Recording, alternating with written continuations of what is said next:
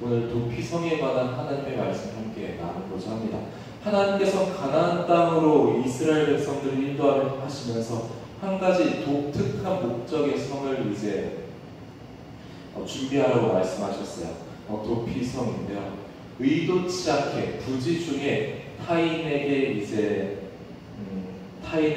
살해하는 자가 그 복수하는 자를 피해서 도망칠 수 있도록 그렇게 마련된 성읍이었습니다. 그 시대의 기준으로 봤을 때 이것은 조금 과한 것이 아닌가 그렇게 생각할지도 모르겠어요. 모든 것이 다 자동화 시스템으로 갖춰져 있고 또 CCTV도 다 있고 법률과 제도가 다 마련되지 않은 시대였습니다. 그런 시대 속에서 사람이 거주할 성읍이 아니라 단순히 범죄자들이 숨을 수 있는 도피성을 무려 6개나 마련한다는 것은 어찌 보면 좀 낭비처럼 보일 수도 있을지 모르겠어요. 게다가 도피성은 계획 범죄를 저지른 살인자는 받아들일 수가 없습니다. 이 말은 무슨 말이냐면 그곳에 온 사람들이 실수로 살인을 저질렀는지 아니면 또 이게 고의가 아니라 또 고의적으로 살인을 저질렀는지 이것을 가려낼 수 있는 어떤 제도나 또 거기에 따른 이제 필요한 물적, 인적 자원들이 필요하다는 의미이기도 했어요. 그러니까 많은 돈과 또 많은 시간과 또 그런 이제 것들이 든다는 의미입니다. 이런 도피성을 왜 만들었을까? 오늘 읽었던 말씀 11절을 보면 이렇게 말하고 있어요. 너희를 위하여 라고 말하고 있어요. 어느 특정한 범죄자를 위해서 만들라는 것이 아닙니다. 나를 위해서 그리고 너희 이스라엘 백성들 우리를 위해서 만들어졌다는 것을 하나님께서 말씀하고 계세요. 이 도피성의 규정에 대한 구절들을 읽으면서 이 생각이 듭니다. 하나님께서 나를 위해 베풀어 주신 은혜가 이렇구나라는 것을 말해요. 하나님께서 예수님을 보내주신 건 도피성의 의미가 어떻게 보면 정확하다고 말할 수도 있을 거예요. 예수님께서 이 땅에 오신 것은 범죄한 나를 위해서 이 땅에 오셨습니다. 어떤 다른 범죄자들 위해서 오신 것이 아니라 나를 위해서 이 땅에 오셨죠. 하나님의 입장에서 볼 때는 도피성과 마찬가지로 나를 위해서 예수님을 희생하는 것은 어떻게 보면 낭비처럼 느껴질지 낭비처럼 느껴질 수도 있겠죠. 불공평할 수도 있겠죠. 왜냐하면 예수님과 우리를 비교해 봤을 때 이건 너무나 차이가 크잖아요. 신적인 존재와 우리는 피조물에 불과한데 그럼에도 불구하고 예수님을 우리에게 주신 것 아마 수지타산이 맞지 않을 겁니다. 하나님 입장에서 볼 때. 그럼에도 불구하고 하나님께서는 우리를 위해서 예수님을 이 땅에 보내주셔서 범죄한 우리는 고의적으로 범죄했잖아요. 그럼에도 불구하고 범죄한 나를 의롭다 인정을 해주셨습니다. 우리가 받은 은혜가 바로 이렇다는 거예요. 아무런 조건 없이 사랑해 주시는 것. 그래서 이 은혜가 참 크고 넓다. 우리가 이 은혜를 도피성의 은혜를 생각하면서 한번 다시금 되돌아보게 됩니다. 도피성은 오늘 말씀을 보니까 총 6군데가 나옵니다. 요단강을 두고 서쪽과 동쪽에 각각 3개의 도피성이 마련되어 있어요. 그리고 도피성으로 마련된 성읍들을 보면은 지도상으로 볼 때 동서 이제 남북으로 따져봤을 때 어느 곳에 살던지 이제 갈 수 있도록 좀 골고루 분포가 되어 있었습니다. 그래서 어느 지역에 살든지 거리가 좀 비슷했어요. 또한 도피성은 오늘 15절 말씀을 보시면은 이렇게 말하고 있습니다. 이스라엘 자손뿐만 아니라 타국인, 그러니까 이스라엘 땅에 사는 외국인들을 포함해서 이스라엘 중에 거류하는 자의 도피성이 된다. 네. 지금 이스라엘 땅을 지나가는 나그네들조차도 이 도피성의 은혜를 입을 수 있도록 했다라는 의미가 됩니다. 그리고 타국인들, 이렇게 말하죠. 타국인들은 뭘까요? 네. 외국인이 살고 있죠. 네. 이스라엘 백성들이 쫓아내지 못한 외국인들도 이제 살고 있습니다. 그 모든 사람들도 율법의 제도 안에서 보호받을 수 있도록 하나님께서는 장치를 마련해 주셨어요. 이스라엘 자손뿐만 아니라 외국인들, 아모리 족속, 이런 사람들이에요. 그리고 이스라엘 땅은 잠시 지나갑니다라고 하면서 페르시아에서 이집트로 가는데 잠시 들리는 그 사람들도 보호가 될 수 있도록 마련해 줬다는 겁니다.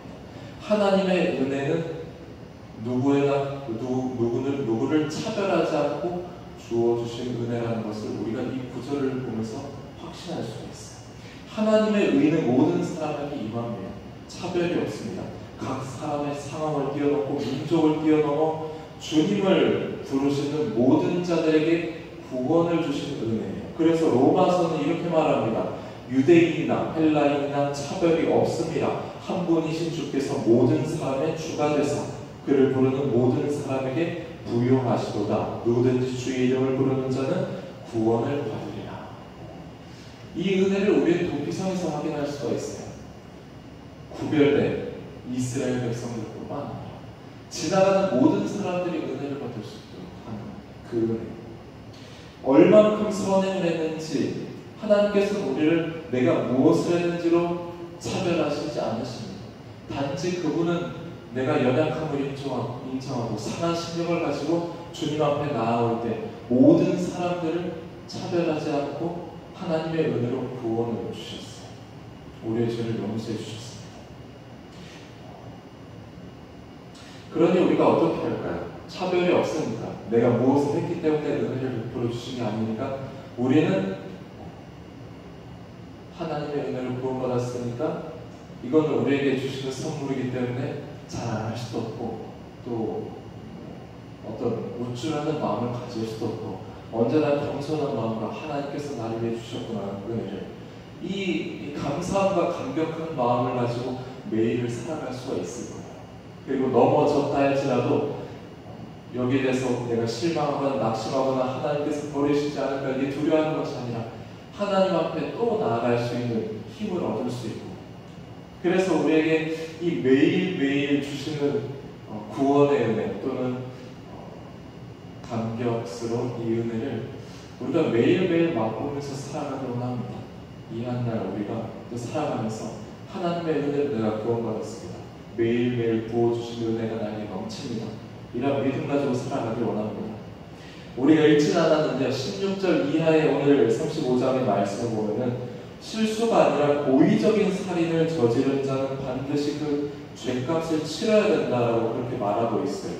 근데 이 명령에 고의적인 범죄를 저지른 사람은 반드시 이제 죄값을 치러야 돼. 이것은 어떤 강력한 보복적인 심판을 말하고 있지 않습니다. 여기에 담긴 중요한 의미는 바로 하나님께서 그들에게 주신 땅이라는 개념이에요.